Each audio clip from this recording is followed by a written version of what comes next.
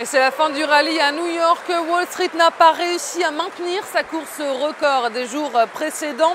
Et pour cause, les indicateurs du jour manquent d'éclat. Sans surprise, la production industrielle augmente légèrement en juin de 0,3%.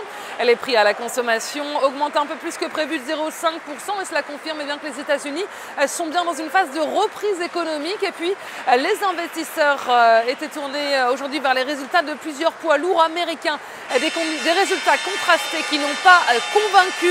La banque d'affaires Goldman Sachs fait mieux que prévu, son bénéfice net a doublé en un an. Le groupe pharmaceutique Johnson & Johnson a relevé sa prévision annuelle. En revanche, Coca-Cola a déçu. Le géant américain a dévoilé des résultats bien en dessous des attentes des analystes, avec un bénéfice net en recul de 4% sur le deuxième trimestre. Yahoo reculait d'un peu plus de 2% en attendant la diffusion de ces résultats à la clôture du marché. Demain, ce sera au tour d'Intel et d'IBM d'afficher leur trimestriel. Et puis, les investisseurs américains se sont montrés plutôt attentistes à la veille de l'intervention de Ben Bernanke. La journée de demain s'annonce en effet sous haute tension.